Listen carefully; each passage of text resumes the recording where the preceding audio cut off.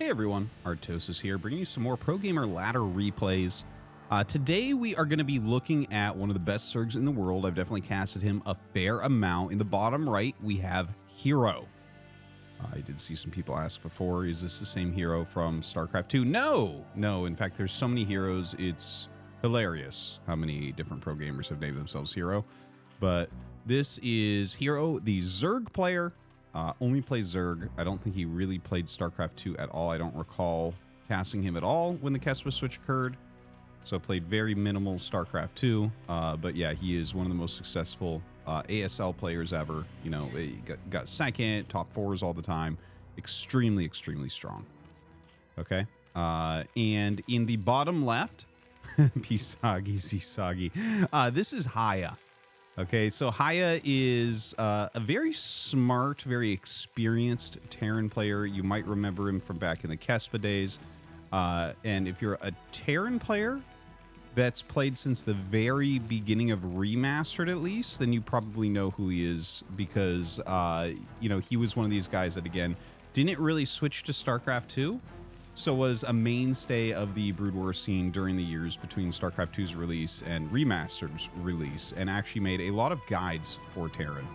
But a pretty strong pro, not quite as strong as his opponent, but he has kind of a brainy way of playing. So I thought that this might be a fun game to see if he has something, because a lot of times if you're pretty clever, you can do something that throws Zerg off and get a bit of an edge. So yeah, looking forward to seeing what he's going to throw out there. You know, while we start watching this game, guys, I do want to thank you guys for checking out ArtosisCasts. Thank you very much for all the support and, you know, leaving comments, leaving likes. That's really been helping the videos. They've been doing a lot better lately, and I hope that you do continue that. And, of course, make sure that you subscribe. There is a Patreon if you'd like to add into that. It's patreon.com/Artosis. And thank you everyone who has already. Really very much appreciated. So taking a look, you know, we're on Vermeer, both on bottom spawns, and right away HiyA is able to find herO here in the bottom right. So he sees the timing of the gas finishing. He sees the timing of the spawning pool. Nothing is out of the ordinary whatsoever. You can see that this is going to be a very fast 2-hatch Mutalisk build. The gas is pretty darn quick there. So we should be seeing that layer around 252. And that's a fast one, right? Like that's one of the faster ones with otherwise you have to go like gas and pool. Look at that, it's even faster than I thought. 51. But you have to go for you know, gas and pool before your natural hatchery if you really want it any quicker than what herO did there. So this is basically the quickest one with a hatchery first. And in such close spawns, he is going to have to be careful about nailing his turrets in the natural expansion. Now, there's the second barracks coming up. A couple Marines already out. And now it's time for that gas and academy. Not sure if he's going to be able to actually put pressure on. Hard to say. The SCV is going to have to stay live and check out exactly how many SCVs are going to be, or Lings are going to be out there. You know, if you lose that SCV, you can't keep track of the Zerglings quite as well, which means your move out kind of goes away. But generally, you will end up, if they try really hard to get the SCV, generally they'll be able to get the SCV pretty soon here. But herO only made 2 lanes, right? With 2, it's hard to do as good of flanks. So this is staying alive a little bit longer. And he actually gets it in time to conceal what's coming, right? Because if you go mass lings, it's after this Overlord right here.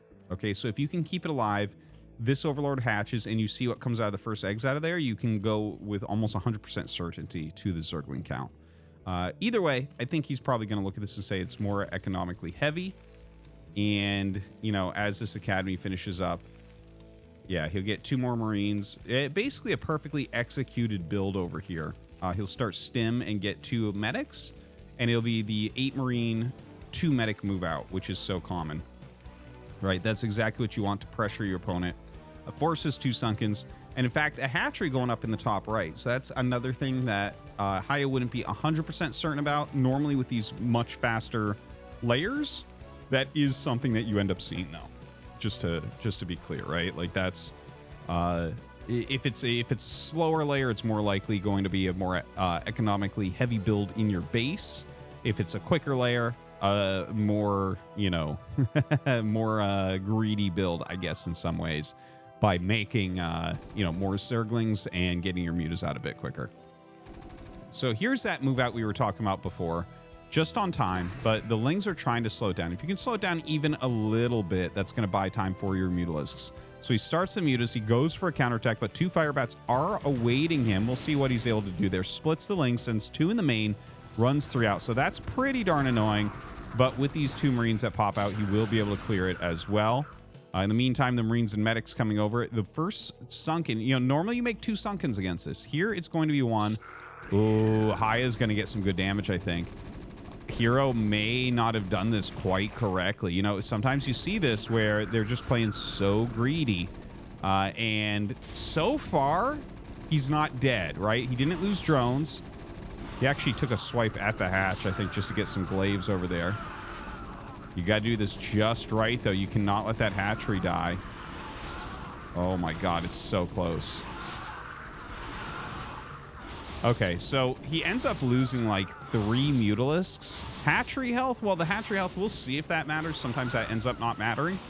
But loses like 3 mutas and gets his push slowed. So without any doubt, HiyA has taken an advantage here. I think herO may be just playing a little bit too greedy. Like when that Marine Medic move out comes, you really do need to start 2 Sunkens immediately. You know, I've said this before, but that's how they balance maps for close spawns, is as the Marine Medic count leaves and the Overlord sees it leaving, you need to be able to start 2 creep colonies and have them turn into Sunkens before it walks across the map at its normal speed. Okay, so that's literally how you balance a map between 2 spawns, okay? Because otherwise, it's completely imbalanced, because as soon as Terran walks out, it's like you don't have a real way to hold it off as Zerg without, you know, way overproducing units. So, yeah, that was herO trying to skirt around things, and so take some pretty significant damage. It's only a 2 barracks play here from HiyA. Okay, so let's take a look. Beautiful turret placement. Honestly, absolutely beautiful turret placement. This might be the best I've ever seen at this natural.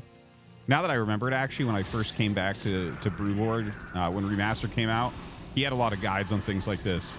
Oh my God. Huge mistake there. I think he was looking up here at the Firebats coming in, but that is a huge, huge mistake. So he loses several mutas right there as well to this beautiful defensive formation. One thing to mention, though, is with 2 barracks, you can't, you know, you can't really produce too many Marines and Medics. You can't really move out on the map very easily because you could lose everything. You're going to want to go up to at least 4 or 5 racks before you really commit out onto the map. Because 2 barracks is like, well, you're going to get 1 army that's of a good size, but you literally can never replace it. So the muta's flying around. He has restocked the Mutalisks a little bit here. Looking for that Firebat. This is kind of funny. Good try, good try. Does pick off that Firebat. Didn't lose too many drones overall this game, but playing a very aggressive style. You saw that he's been sitting pretty low on drones overall. And that's because he did take that early damage on the mutas. Now, a bunch of mutas flying over. Let's see. The +1 is still going. Where's the science facility? Oh, it's armory. So we're actually going to get... Ooh, this is kind of deadly. Not a bad idea. He's actually like completely concealing what's happening in here. The herO has not seen the armory, and he knows that there's starports. But you don't know if it's going to be science vessels or Valkyries. So the Volks are going to be extremely strong against the heavy mutas. Like, if he moves out exactly when he gets the 2 Valkyries and gets his science facility started, yeah, there it is. That's going to be really hard to hold. It feels like HiyA is going to hit an extremely strong timing attack here. Now, he's going to try to get a volley. Beautiful micro. We've actually seen a lot of Valkyrie miss micro lately, but that was very, very well done. You want them to slide backwards as they attack, but already dealing significant damage to these Mutalisks. All right, he does end up killing 1 there, but the Mutalisk flock is super badly hurt, as you can see. Going to be hard to deal with this Marine Medic ball. All right, he does have a fair amount of Hydras. The Lurker upgrade is almost done. He needs to stall out with these mutas a little bit more, but they're so low at this point, they're just going to start falling if he engages. And with 2 more Valkyries on the way, yeah, that's going to make it very, very tough indeed.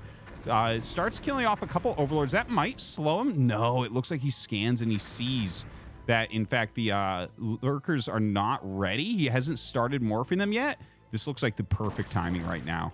I don't think herO's going to be able to live through this. He's trying to keep these in front so he can make the eggs and block, but a single sunken is not going to be enough.